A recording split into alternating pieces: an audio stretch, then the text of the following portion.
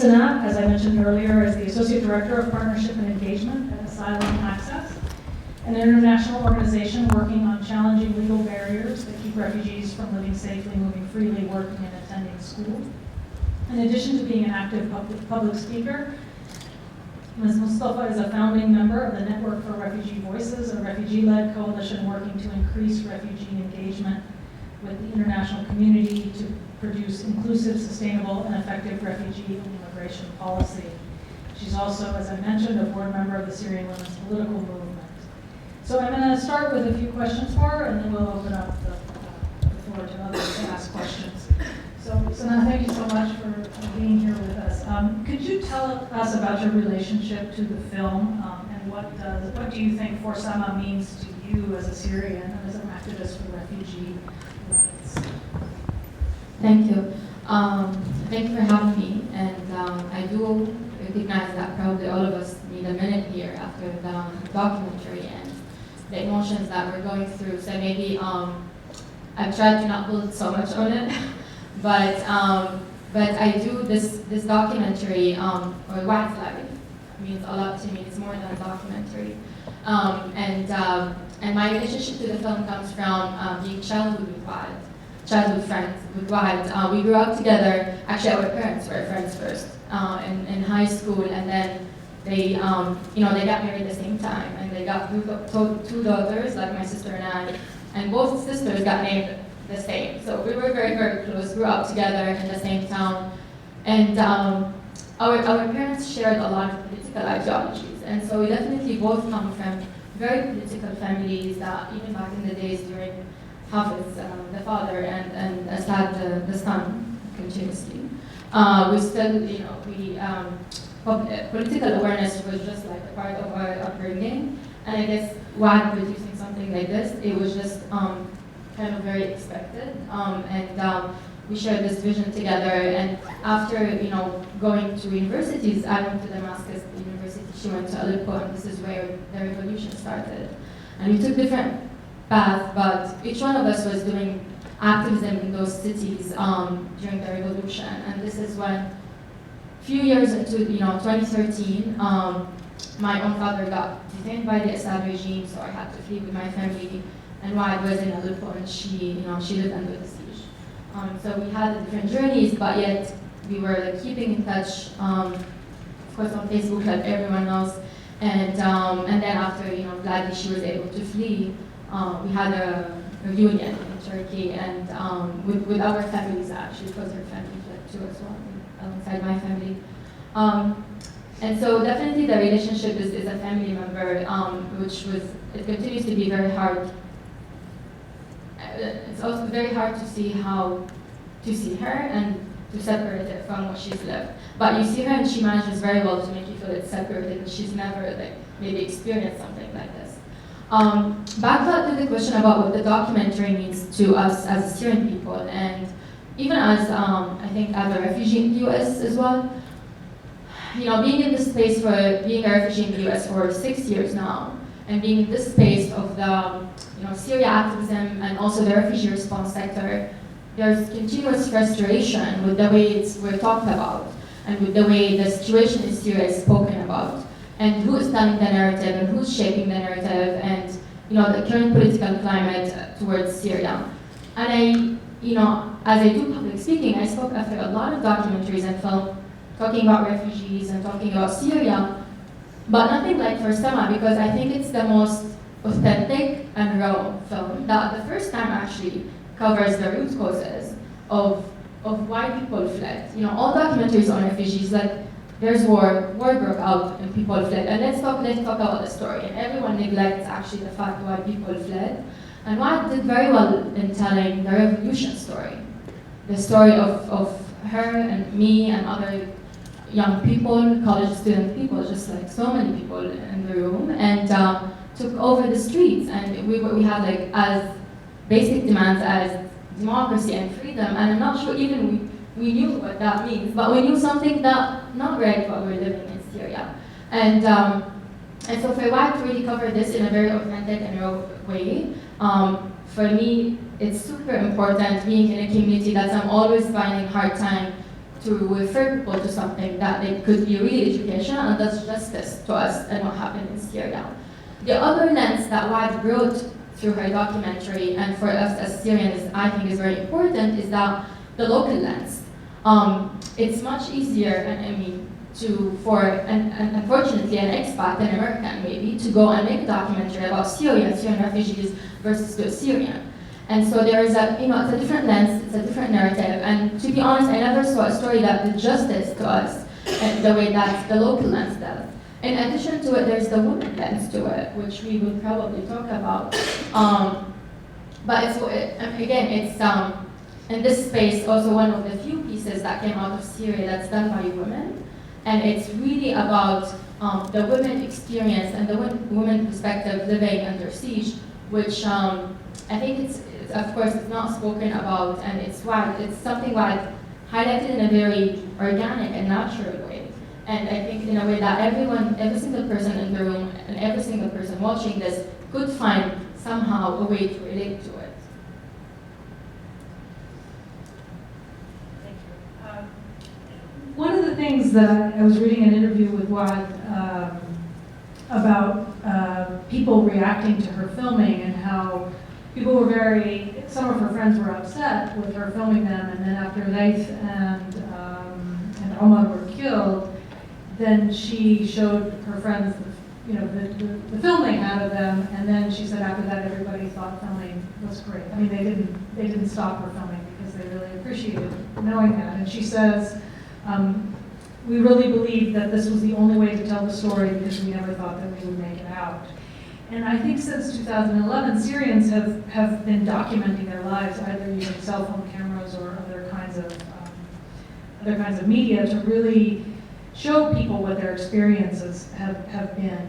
And so can you sort of talk a little bit more about that, about what this kind of plethora of material, I mean, so many hours of footage on this kind of raw experiences of people. And we see in the film the woman who screams at her to stop filming because she's with her dead son. And so sort of this whole what to film, what not to film, and how to show it, and what to hold on to and what to release to the public. Yeah, I think that's a process that, when we talked to Waad and I about the filming, it was never intentional to make a documentary when she was documenting. It wasn't. She just had the camera, and exactly the idea is exactly what she said in the interview, is that if something happens, we never make it out, maybe those hardwares would make it out and people would see what has been done to us. So there wasn't the idea of actually documentary, so to be selective about what to film and what not to film. However, I would say it's a process that she went through after she left, after she fled, and with her co-producer or co-director, Edward. And the team of Channel 4, they were able to maybe select things which they struggled with. You can see the image is very raw, and this is unusual. And it's funny, it's not funny, I guess, the way it's funny. It's that a lot of the people told me, people should not watch this is not imagery that, this is life, to be honest, and maybe I'm very cynical. Yes, any other documentary would come out of Syria would probably have a different image. They had different images. They would not show how much is raw and what's actually happening. And most importantly, something that I have noticed with a lot of footage and image coming from the Middle East, it always has this distant feeling. It makes you feel like it's really coming from a desert. So people feel disconnected. This is very here. It's like a 3D almost. And so this is an experience that no one could deny, and I think it was brave from Waad and her co-director and Channel 4 to allow a lot of the image, because it has been questioned of too much. But this is a glimpse. Actually, she had 500 hours of footage. She still has 500 hours of footage, and she is going to do with it, which is my other point, a lot of ways to not only document what happened in Syria, document the Assad regime and the Russian war crimes, and all different parties involved, but also she's already been using it to, with the ICC, to actually document war crimes against Syrians and detention and torture and what happened. And there are so many other ways they are thinking about it. And so I think it couldn't have not been used in a better way. And I'm not sure actually who could have been in a better position to have that much material and to leverage it in the best way possible to serve the people without serving any other purposes. Thank you. Maddie and Christina have microphones back there, and if you would just raise your hand, they'll bring you a microphone, and you can ask your question. Or I have more questions if nobody wants to ask questions.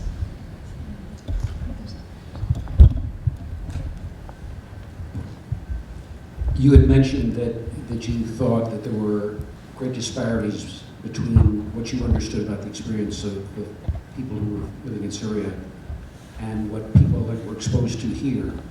And I was wondering if you could identify the things that you thought were most importantly different of what we're generally exposed to versus what your understanding of the reality is, your narrative is. Do you mean in understanding what's happening in Syria or just in... Largely about what the experiences of Syrians and Syrians as refugees as well. What are the key differences between what you see us as exposed to and what your view of what the differences? Fundamental differences. I mean, I think it starts for us, by nature you're a political creature if you're born in the Middle East. Again, you're born into politics, into so much tension, and this becomes so normalized that I'm not saying that's actually healthy mentally, but this is the reality. I mean, we're born into the Palestinian conflict, and we're born into the Israeli. It's very, very present in every single life. And every single day of our lives. In addition to it, of course, our regimes and dictatorship use this also to internalize discipline and order inside us. So we go to school from 6 years old, and we're taught about Israel and America being the enemies, and we're taught about worshiping our dictators. And so my point is that politics is not politics for us; it's just life. And then, especially with the Lebanese war, the Iraq, and the Palestinian, having witnessed the three of them myself. I'm very much used to certain image that doesn't bother me. It's very normal for me. And I'm not saying that's healthy or not, again. I'm just explaining what the situation is like. Versus when I came here, I find that people are, of course, because there's the distance, and you have to think of the average American, not even here. There's a huge distance, and the geography, and the language, and the culture. And so people do shelter themselves and their families and their kids from real life, I would say, from reality. And I understand, I'm not a parent, which I had this conversation with a friend, that's why I'm a bit sensitive about it. I understand that, of course, ideally, no one should be exposed to anything, but I do also think it's a fine line. So I do think one of the reasons that, in the news or in TV and documentaries, there's certain images that they say, this is violent imagery, you can't see it. I mean, who put those standards? I think it's a Western media that put those standards, and I think there is a gap, and that's why for such a documentary to come out with such a real image, it's very brave, and I think all of you here who watch this is also very brave.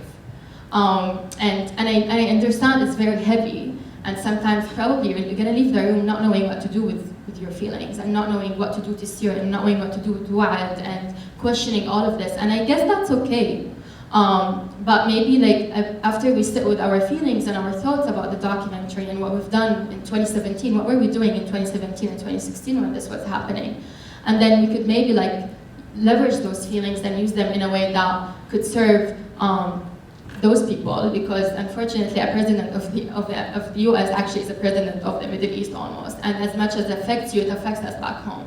And so to think about ways that you could change this or contribute to this. And to be honest, being an active citizen in the US does affect my life back home in Syria. So I would encourage all of you to vote and to speak to representatives and to find allies and communities here that they're doing this work and they're trying to highlight these war crimes and to work with them and to provide support. And also there are so many displaced persons in our communities. And I was in DC my first year actually as a refugee. I was just telling you.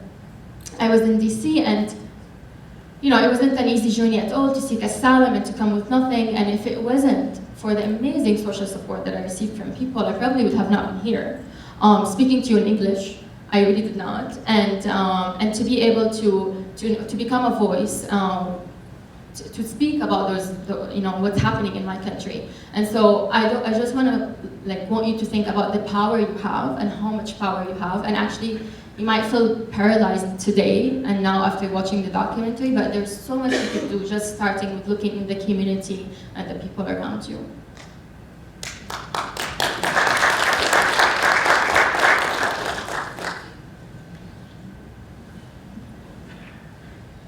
Hi, thank you very much. This is very moving, actually, movie or documentary.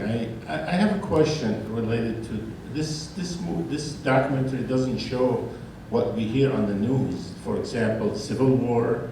We did not see any sign of civil war. We did not see any sign of terrorist groups like Daesh or anything like this. Can you elaborate on this issue? Was this been taken out of the movie, or was it not existing in that particular place?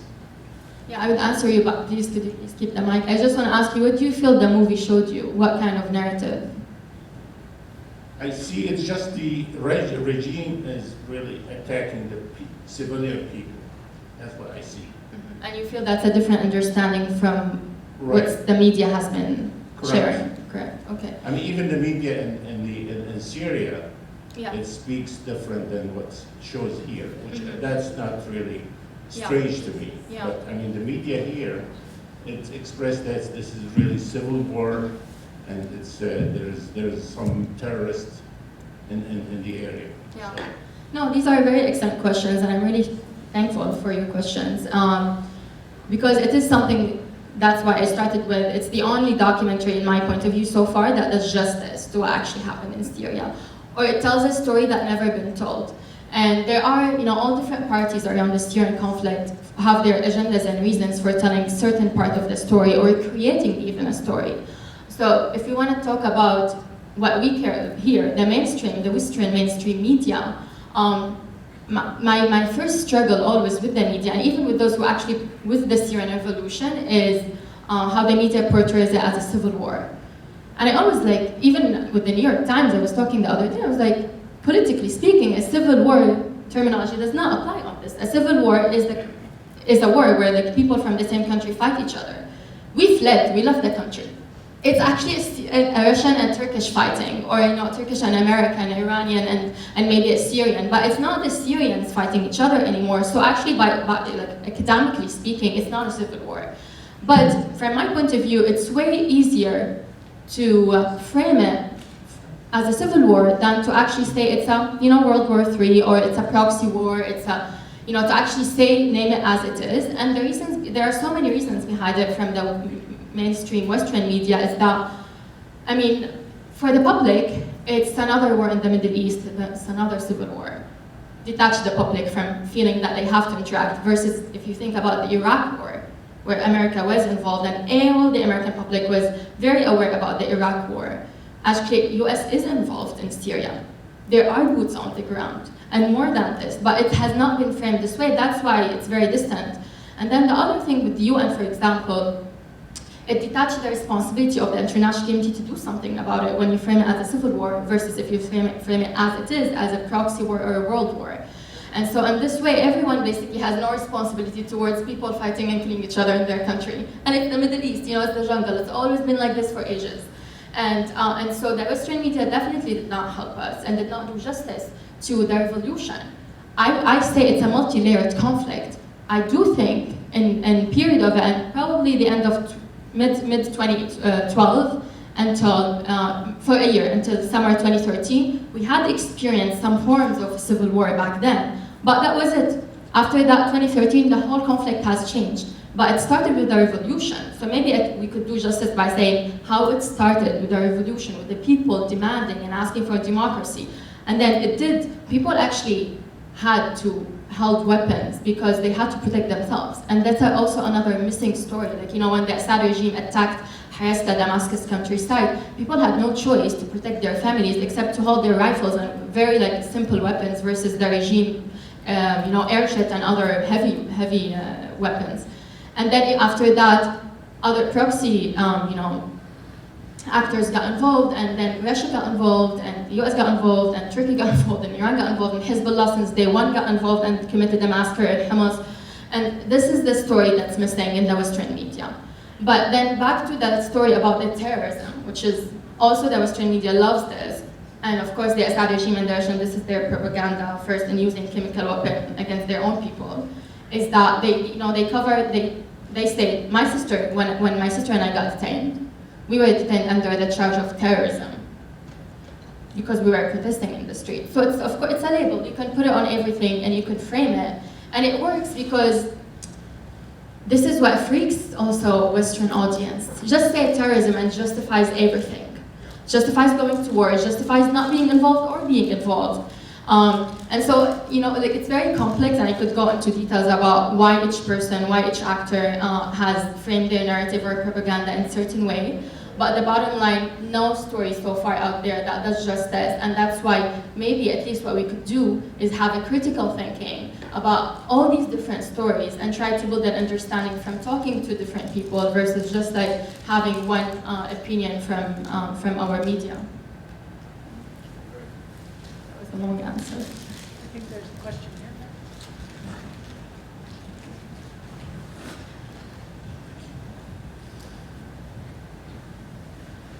I would just like to mention that what we saw today in the movie, in this documentary, it's happening in Idlib. And we're doing nothing about it, okay? So definitely it's multi-layers. You got the media, you got the politics, you got the countries in that area that are involved, including Israel, all of them having a say in what's going on and what's not going on. I really would like, I don't know how, I would like the policymakers in our country, I would like the president and the Congress to see this documentary. But I don't know how to get it to them. Thank you. Well, it has been, Waad was in DC maybe 2 weeks ago or 3 weeks ago, and she had met with different congressmen and women, and she met with Ivanka Trump, and and she had shared the documentary, and I applaud her for this, because no matter who you speak to, you just have to show them the documentary. And I think no matter where you stand on the political spectrum, once you see this, it's just, there's things undeniable. But I do agree with you. Idlib, and as we're speaking, it is experiencing what Aleppo has experienced, and we say that we did not know back then, maybe. But now we know. What are we doing about it? I don't know what I mean, as a Syrian, of course I'm doing something, but like publicly, all of us, what we're doing about it, not much. It's not even covered in the media. People are tired of Syria. But I do also think we as Syrian communities in the US or in the West, and also as all of you as host community, I think, again, it comes back, there is a role you could play. And I think the more, which don't undermine sharing the narrative and countering the narrative that's out there and correcting it, and the more we share such documentaries, host a screening in your house, invite friends, it's online, it's free, and go to actionforsamafilm.com. Also there, it actually gives you concrete ways of what you could do. And there's, as we're speaking, there's this one organization that has been doing amazing work on the ground in Idlib. They're called Mulham Team, and you can just find them on actionforsamafilm.com. And this is an organization that it's grassroots, it's Syrians, and they are on the ground in Idlib trying to help people there. So if you're wondering tonight as you leave what you could do, just go to actionforsamafilm.com, and you could find so many ways to be involved and do something maybe tonight.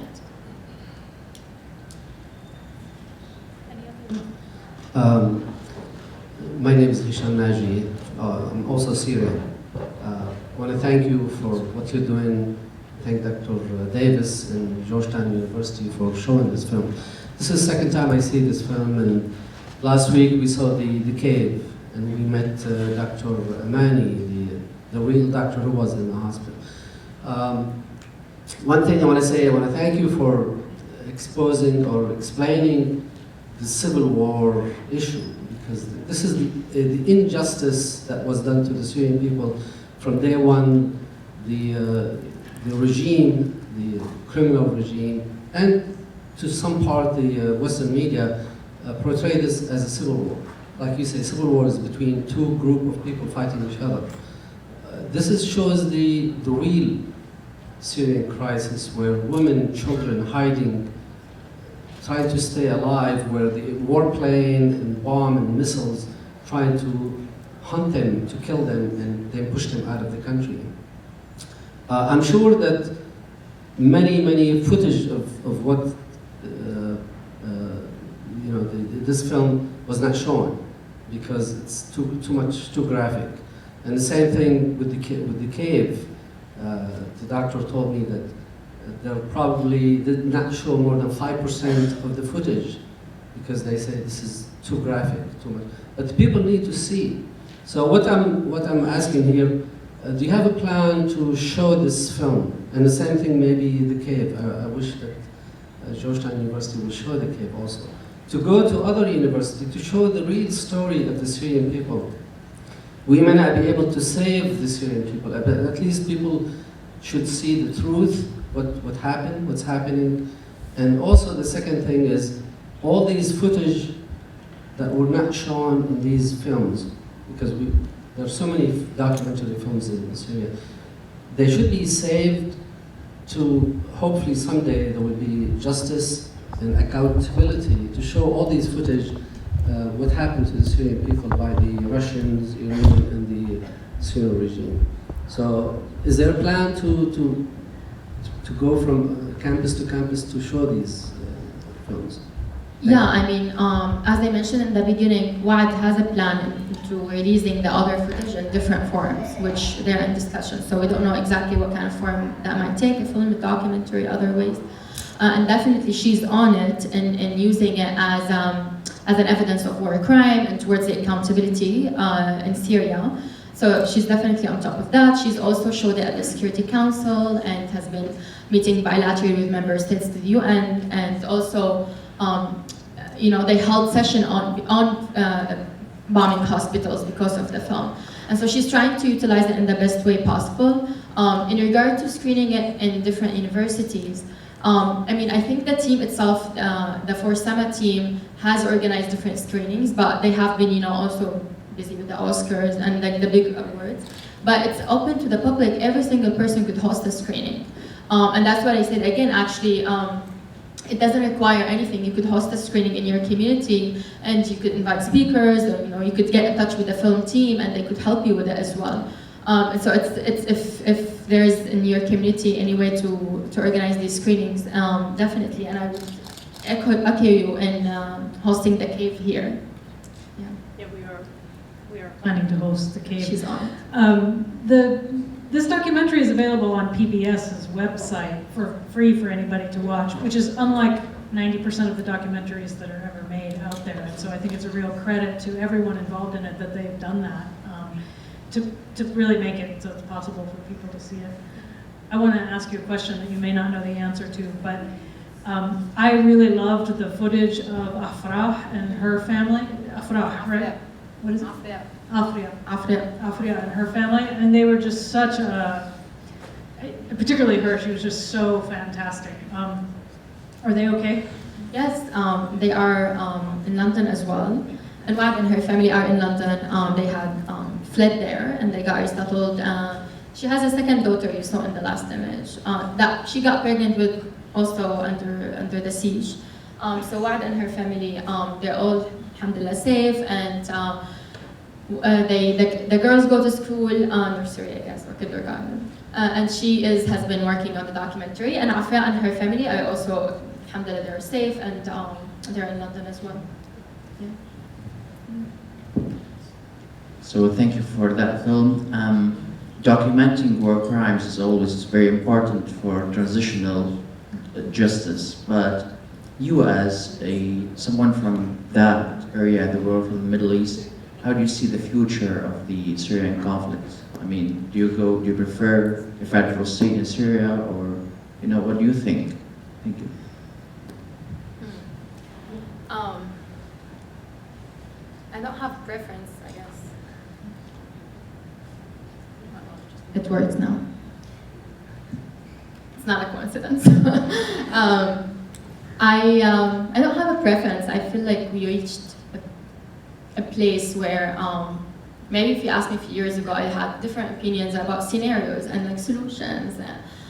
We reached a very different place. And as where we are right now, I think the situation is, politically speaking, the war is taking a different form. The war is not over. Let's just agree on this first, because this has been the Russia and the Assad regime propaganda for refugees repatriation, that the war is over.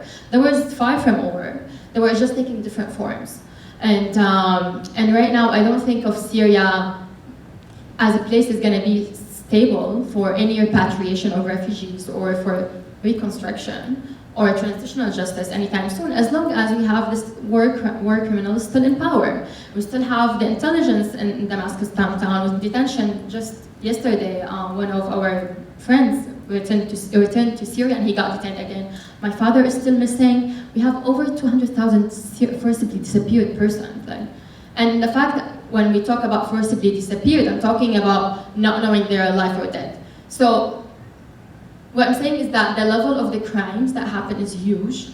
And the thing is that the people who committed those crimes are still in power. So I don't see any future in Syria as long as we have those war criminals in power. However, politically speaking, the international community has zero serious intentions or will to do anything about Syria.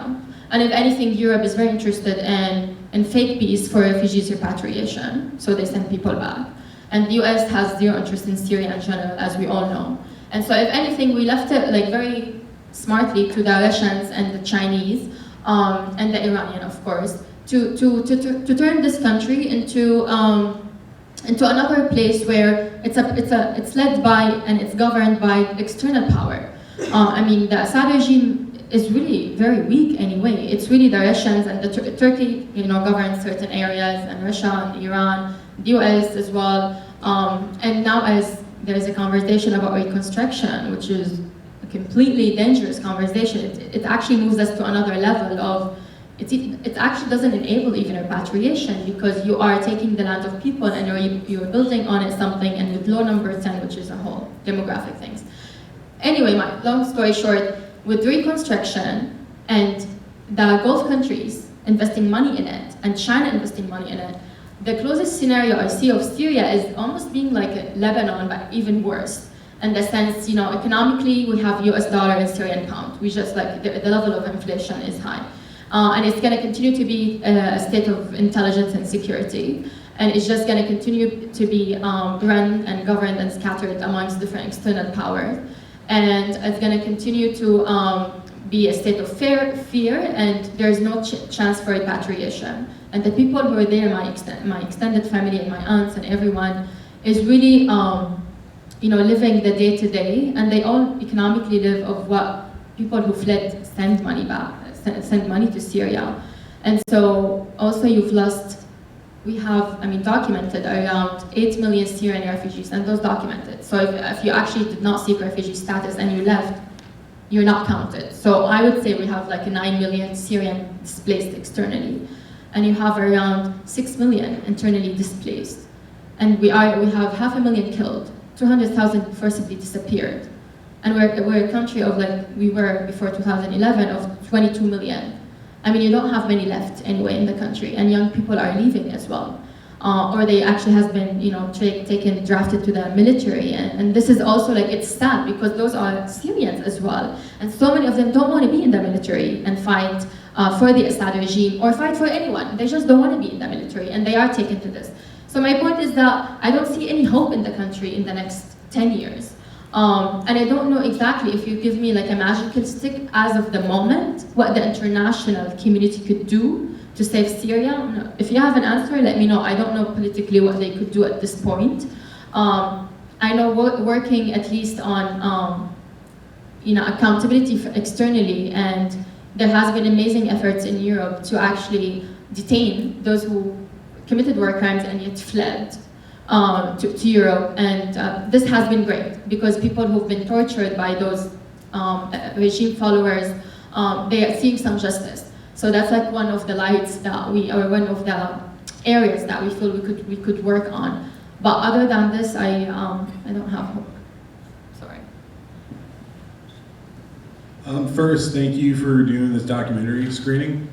And this is going to be a weird question, but I was an international relations major, and my professor in his PhD thesis, his point was that like when you have external actors that come into a country, they just exacerbate issues that would have just self-resolved. Do you think this is accurate for Syria, or? So if Hezbollah, Iran, and Russia did not get involved in the US, maybe like we internally could have resolved it? I don't know. So much happened that I would say we were naive when we started the revolution, and we actually thought, I remember so many moments where like the regime is falling. Yeah. It's there, it's there. We lived those moments. We're gonna wake up tomorrow and Assad has resigned and it's a new government. I'm not sure we were naive. I mean, we were naive. We actually like thought that this will happen. And I do agree that the intervention of external powers has exaggerated the whole situation. But I don't have an answer to that if the Assad regime would have been civilized enough to like resolve the situation internally. Any last questions? Sorry. Any last questions?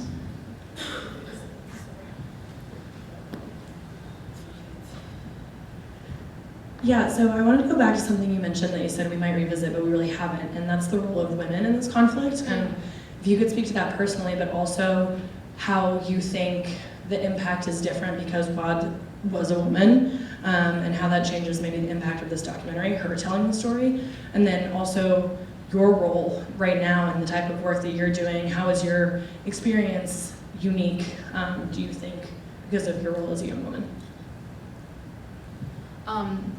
Yeah, in regard to Waad, we talked about it actually, so one of the main, like the amazing things that happened because she was a woman with a camera is that she was able to have access to spaces that actually men can't have access to, especially in such a community.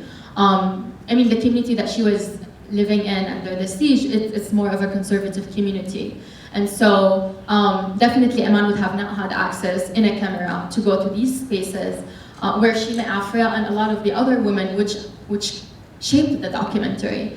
And that's definitely part of the also missing story always, that there is a perspective that's not there, and if it's told by a man. And, no offense to everyone here, but, just, anyway. And so there is that part that Waad, by default, by her being a woman and also being smart about it and being herself and being genuine and human, she was able to earn the trust of the people and the women in the community and break into those circles. In regard to my position as a woman, I don't know, I don't feel myself as you said, like I have maybe special experience or anything.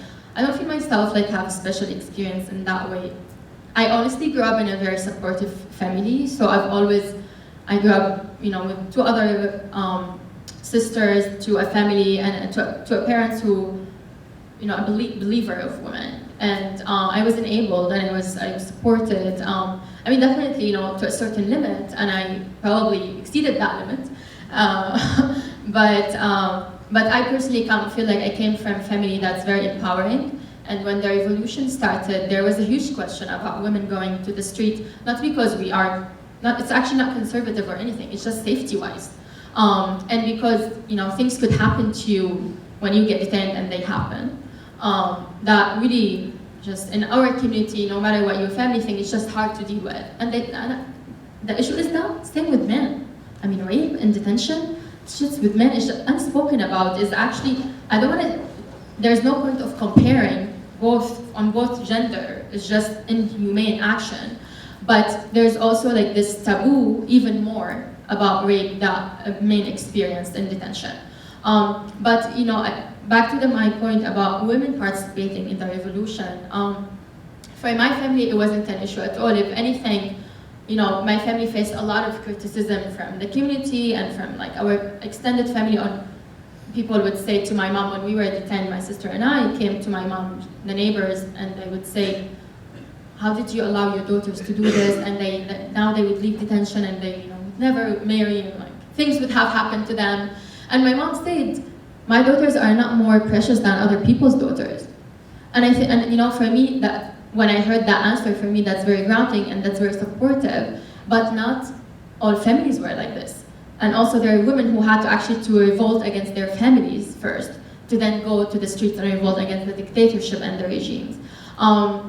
But the amazing, fascinating thing about the revolution and what happened is that in the displaced community, the people, a lot of us who fled, you can see the liberation in women. A lot of us very empowered, and I definitely don't, I think the revolution personally shaped me, and I feel from women around me shaped a lot of us. And then you can see women are seeking their voices after we fled Syria, and we're politically participating in all different things around Syria, and doing things in our new communities, but also on a family level they're liberating, which, you know, the divorce rate has increased. Yeah, women who fled to Europe have been divorcing their partners. That's a sign of liberation in the sense, you know, it's a taboo, and then secondly, being legally protected. And you know, they couldn't do it in Jordan, Lebanon, or Turkey because it's still the same community. It's even worse. As a refugee, you don't have rights at all. And then, you know, a lot of the women who actually fled to global north, they have been pursuing their rights, and they have been, you know, talking about domestic violence and all of this, because first, they are protected, they have legal rights, but secondly, because of what they have been through, they actually became, in my family, we all became the household. We are the breadwinners. And so also the roles in our families have changed, and because men that detained or fighting and women are leading the household, they actually, you know, the whole dynamics in the family has changed and put more pressure on women, but also put women in more leadership and power position, which is amazing, I think. I think we should wrap this up, and I hope you will all join me in thanking Sana for enlightening us with this discussion. Thanks. Thank you for having me.